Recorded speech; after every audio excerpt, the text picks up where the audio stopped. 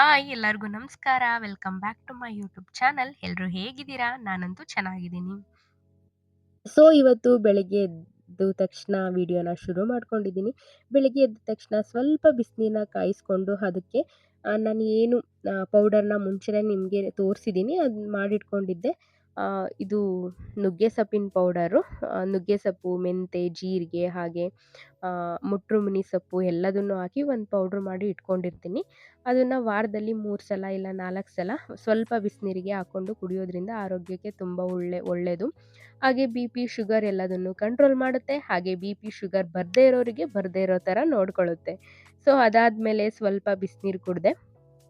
ಇವತ್ತು ತಿಂಡಿಗೆ ಕಡುಬು ತಟ್ಟೆ ಇಡ್ಲಿ ಅಥವಾ ನಾವು ಕಡುಬು ಅಂತ ಕರಿತೀವಿ.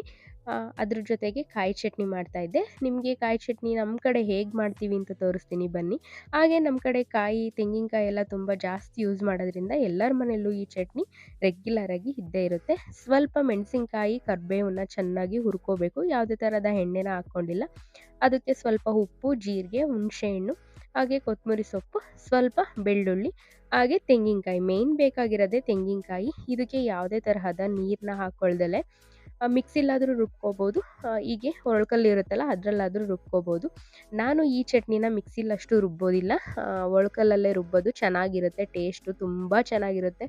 ಸೊ ನೀವು ಒಂದ್ಸಲ ಟ್ರೈ ಮಾಡಿ. ಈ ಚಟ್ನಿ ತುಂಬ ಚೆನ್ನಾಗಿರುತ್ತೆ. ಅದರಲ್ಲೂ ಒರಳ್ಕಲ್ಲಲ್ಲಿ ರುಬ್ಕೊಂಡು ತಿನ್ನೋದಕ್ಕೆ ಅಂತೂ ತುಂಬ ಚೆನ್ನಾಗಿರುತ್ತೆ. ಹಾಗಾಗಿ ಸ್ವಲ್ಪ ಸ್ವೀಟ್ ಕಾಯಿ ರಸನೂ ಮಾಡ್ತಾ ಇದ್ದೆ. ಬೆಲ್ಲ, ಸ್ವಲ್ಪ ಶುಂಠಿ, ಏಲಕ್ಕಿ ಹಾಗೆ ತೆಂಗಿನಕಾಯಿ ಹಾಕ್ಕೊಂಡು ಸ್ವಲ್ಪ ನೀರು ಹಾಕ್ಕೊಂಡು ರುಬ್ಬಿದ್ರೆ ಇದು ರೆಡಿ ಆಗೋಯ್ತು. ನಾವು ತಟ್ಟೆ ಇಡ್ಲಿ ಮಾಡಿದಾಗ ಸಾಮಾನ್ಯವಾಗಿ ಎಲ್ಲರ ಮನೆಯಲ್ಲೂ ಈ ರೆಸಿಪಿಗಳು ಇದ್ದೇ ಇರುತ್ತೆ. ಕಾಯಿ ಚಟ್ನಿ, ಕಾಯಿ ರಸ, ಪಲ್ಯ ಇದಂತೂ ಇರಲೇಬೇಕು. ಹಾಗೆ ಯಾವ್ದಾದ್ರು ಚಿಕ್ಕ ಪುಟ್ಟ ಆದ್ರೂ ನಾವು ತಟ್ಟೆ ಇಡ್ಲಿ, ಕಾಯಿ ರಸ, ಪಲ್ಯ ಮತ್ತು ಚಟ್ನಿ ಇದ್ದೇ ಇರುತ್ತೆ. ಹಾಗಾಗಿ ತುಂಬಾ ಚೆನ್ನಾಗಿರುತ್ತೆ. ಸೊ ಬಿಸಿ ಬಿಸಿ ಇಡ್ಲಿನೂ ರೆಡಿ ಆಗ್ತಾ ಇದ್ದು. ಹಾಗೆ ನಾನಿಲ್ಲಿ ಯಾವುದೇ ತರಹದ ಪ್ಲಾಸ್ಟಿಕ್ ಆಗ್ಬೋದು, ಒಬ್ಬೊಬ್ಬರು ಕವರೆಲ್ಲ ಹಾಕಿ ಬಿಡ್ತಾರೆ. ಅದೆಲ್ಲ ಒಳ್ಳೇದಲ್ಲ. ನಾವು ಮುಂಚೆ ಬರ್ತಿರ್ಲಿಲ್ಲ, ಹಾಗಾಗಿ ನಾನು ಹಂಗೆ ಮಾಡ್ತಿದ್ದೆ. ಆಮೇಲೆ ಕೆಲವರೆಲ್ಲ ಬೈದರು, ಪ್ಲಾಸ್ಟಿಕ್ ಎಲ್ಲ ಯೂಸ್ ಮಾಡಬಾರ್ದು, ಅದ್ರ ಬದಲು ಬಾಳೆದೆಲೆ ಇರುತ್ತೆ, ಇಲ್ಲ ತಟ್ಟೆಗೆ ಸ್ವಲ್ಪ ಎಣ್ಣೆನ ಹಚ್ಬಿಟ್ಟು ಬಿಟ್ಟರೆ ಆಯಿತು, ಕಡುಬು ಚೆನ್ನಾಗಿ ಬರುತ್ತೆ ಅಂತ. ಹಾಗಾಗಿ ಬಾಳೆದೆಲೆ ತರೋಕ್ಕೆ ಟೈಮ್ ಇರಲಿಲ್ಲ. ಅಪ್ಪಾಜಿ ಎಲ್ಲೋ ಹೊರಗಡೆ ಹೊರಟಿದ್ರು, ಹಾಗಾಗಿ ತಟ್ಟೆಗೆ ಬಿಟ್ಟಿದ್ದೆ. ಸೊ ಚೆನ್ನಾಗಿ ಬರ್ತಿದ್ದು. ಹಾಗೆ ಅದೇ ನೀವು ಒಂದ್ಸಲ ಟ್ರೈ ಮಾಡಿ. ಇದರ ರೆಸಿಪಿ ನಾನು ಯಾವಾಗಲಾದರೂ ಶೇರ್ ಮಾಡ್ತೀನಿ. ಈ ಕಡುಬಂತೂ ತುಂಬ ಚೆನ್ನಾಗಿರುತ್ತೆ. ಹಾಗೆ ನಾವು ಚಿಕ್ಕವರಿದ್ದಾಗೆಲ್ಲ ತುಂಬ ದೊಡ್ಡ ತಟ್ಟೆಯಲ್ಲಿ ಈ ಕಡುಬನ್ನ ಮಾಡ್ತಾಯಿದ್ರು. ನಮ್ಮಮ್ಮ, ನಮ್ಮ ಅಜ್ಜಿ ಎಲ್ಲ. ಆವಾಗ ಎಷ್ಟು ಕಷ್ಟ ಅಂತ ಅನ್ನಿಸ್ತಿತ್ತು ಅದು ಮಾಡೋ ಪ್ರೋಸೆಸ್ ಎಲ್ಲ ನೋಡಿಬಿಟ್ಟು. ಇವಾಗ ಕಲ್ತ ಮೇಲೆ ಯಾವುದು ಕಷ್ಟ ಅಲ್ಲ ಅಂತ ಅನಿಸುತ್ತೆ. ಸೊ ತಿಂಡಿ ಎಲ್ಲ ರೆಡಿ ಆಯಿತು.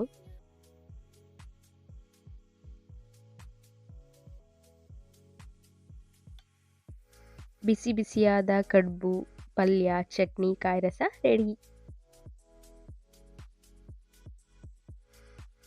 ನನ್ನ ಮಗುಂಗಂತೂ ಕಡುಬು ಅಂದರೆ ತುಂಬ ಇಷ್ಟ. ಹಾಗಾಗಿ ನಾನು ವಾರದಲ್ಲಿ ಒಂದು ಸಲನಾದರೂ ಕಡುಬು ಮಾಡೇ ಮಾಡ್ತೀನಿ.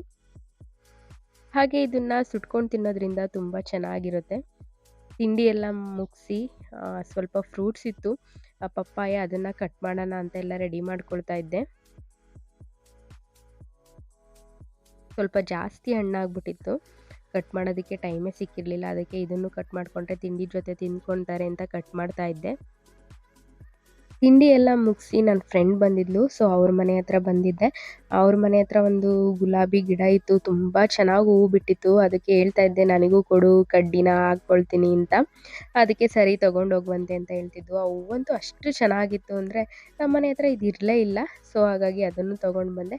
ಹಾಗೆ ಅವ್ರ ಅಮ್ಮ ಸ್ವಲ್ಪ ಶಂಖಪುಷ್ಪ ಹೂವಿನ ಗಿಡ ಅವ್ರ ಮನೆ ಹತ್ರನೇ ನಾನು ತಂದಿದ್ದೆ ಅಂತ ಹೇಳಿದ್ನಲ್ಲ, ಆ ಹೂವಿದ್ದು ಅದನ್ನೇ ಹಾಕಿ ಟೀ ಮಾಡಿಕೊಡಿ ಆಂಟಿ ಅಂದೆ. ಪಾಪ ಅವರು ಮಾಡಿಕೊಟ್ರು.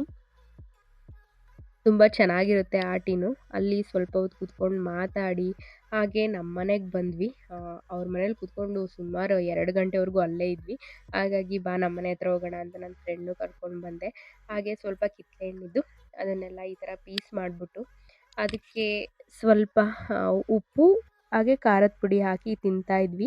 ನನಗೆ ಓಲ್ಡ್ ಡೇಸ್ ಎಲ್ಲ ನೆನಪಾಗ್ತಿತ್ತು. ನಾವು ಚಿಕ್ಕವರಿದ್ದಾಗ ಅಂದರೆ ಸ್ಕೂಲ್ ಡೇಸಲ್ಲೆಲ್ಲ ಇದೇ ಥರ ತಿಂತಿದ್ದು. ಅದನ್ನೇ ಮಾಡಿಕೊಂಡು ಅದನ್ನೇ ಹೇಳ್ತಾ ತಿಂತಾ ಇದ್ವಿ.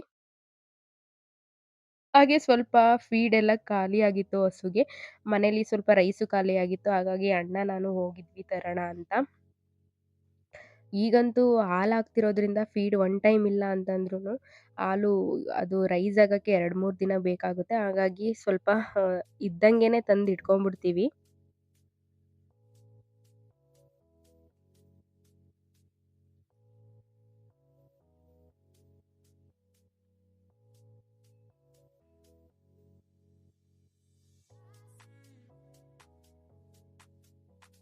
ಅದೆಲ್ಲ ತೆಗ್ದಿಟ್ಟು ಸ್ವಲ್ಪ ಬ್ರೆಡ್‌ನ ತಂದಿದ್ದೆ.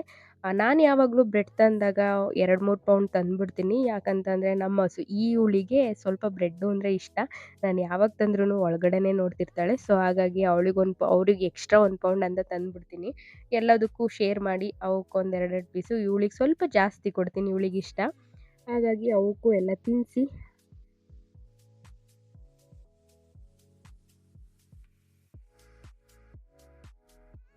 ಡೈಲಿ ಏನ್ ತಂದು ಕೊಡಲ್ಲ.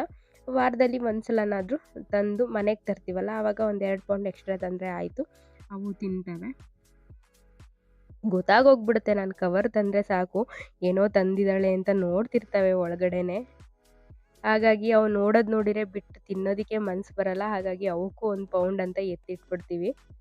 ಹಾಗೆ ಈವ್ನಿಂಗಿಗೆ ಸ್ವಲ್ಪ ಬೋಂಡದ ಮೆಣಸಿನ್ಕಾಯಿದ್ದು ಹಾಗೂ ಅದಕ್ಕೋಸ್ಕರ ಬಜ್ಜಿ ಮಾಡ್ಕೊಳ್ಳೋಣ ಅಂತ ಎಲ್ಲ ರೆಡಿ ಮಾಡ್ಕೊಳ್ತಾ ಇದ್ದೆ. ಇಲ್ಲಿ ಸ್ವಲ್ಪ ಉಪ್ಪು, ಹಾಗೆ ಓಂಕಾಳು, ಸ್ವಲ್ಪ ಖಾರದ ಪುಡಿ, ಹಾಗೆ ಜೀರಿಗೆ, ಸ್ವಲ್ಪ ಅಕ್ಕಿ ಹಿಟ್ಟು, ಕಡಲೆ ಹಿಟ್ಟು ಎಲ್ಲ ಹಾಕ್ಕೊಂಡು ನೀರು ಎಲ್ಲ ಹಾಕ್ಕೊಂಡು ನೀಟಾಗಿ ಕಲಸಿದ್ರೆ ಆಯಿತು. ನಾನು ಯಾವಾಗಲೂ ಯಾವುದೋ ಕೊನೆ ವಿಡಿಯೋದಲ್ಲಿ ನಾನು ಶೇರ್ ಮಾಡಿದ್ದೀನಿ ನಿಮಗೆ ಬಜ್ಜಿ ರೆಸಿಪಿನ. ತುಂಬ ಚೆನ್ನಾಗಿರುತ್ತೆ. ಸೊ ನೀರು ಹಾಕ್ಕೊಂಡು ನಿಮಗೆ ಎಷ್ಟು ಹದದಲ್ಲಿ ಬೇಕೋ ಅಷ್ಟು ಹದದಲ್ಲಿ ಕಲಿಸ್ಕೊಳ್ಳಿ. ಅದೇನು ಚಿಕ್ಕ ಚಿಕ್ಕ ಗಂಟೆಲ್ಲ ಇರುತ್ತೆ ಅದೆಲ್ಲ ಪೂರ್ತಿ ಹೋಗಬೇಕು, ಅಲ್ಲಿವರೆಗೂ ಕಲಿಸ್ಕೊಳ್ಳಿ. ಸೊ ನಾನಿಲ್ಲಿ ಮೆಣಸಿನ್ಕಾಯನ್ನೆಲ್ಲ ನೀಟಾಗಿ ಉದ್ದವಾಗಿ ಕಟ್ ಮಾಡಿಟ್ಟಿದ್ದೀನಿ. ಇದ್ರ ಮೇಲೆ ಸ್ವಲ್ಪ ಉಪ್ಪು ಹಾಕಿ ಇಡೋದ್ರಿಂದ ಮೆಣಸಿನ್ಕಾಯಿ ಖಾರ ಇದ್ದರೆ ಅಷ್ಟು ಖಾರ ಆಗೋಲ್ಲ. ಹಾಗೆ ತುಂಬ ಚೆನ್ನಾಗೂ ಇರುತ್ತೆ ಟೇಸ್ಟು ಕೂಡ.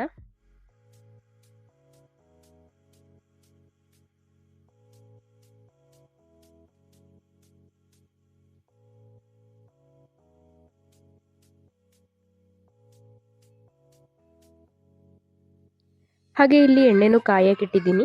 ನಾವು ಯಾರಾದ್ರು ಮನೆಗೆ ಗೆಸ್ಟ್ ಬಂದಾಗ ಬೇಗ ಆಗೋಗುವಂಥ ರೆಸಿಪಿ ಹಾಗೆ ಸ್ನ್ಯಾಕ್ಸ್ ಕೂಡ ಇದು ಹೌದು.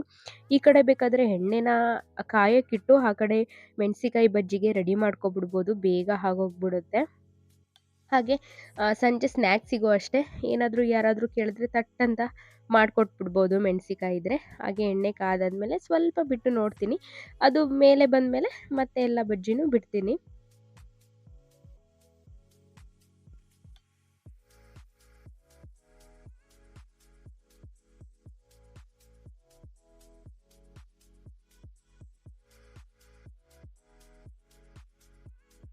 ಹಾಗೆ ವೆದರ್ ಕೂಡ ಈಗ ತುಂಬ ಚಳಿ ಇರೋದ್ರಿಂದ ಸಂಜೆ ಆಗ್ತಿದ್ದಂಗೆ ಏನಾದರೂ ತಿನ್ನಬೇಕು ಅಂತ ಅನಿಸುತ್ತೆ. ಸೊ ಬಿಸಿ ಬಿಸಿಯಾದ ಮೆಣಸಿನ್ಕಾಯಿ ಬಜ್ಜಿ ರೆಡಿ ಆಯಿತು.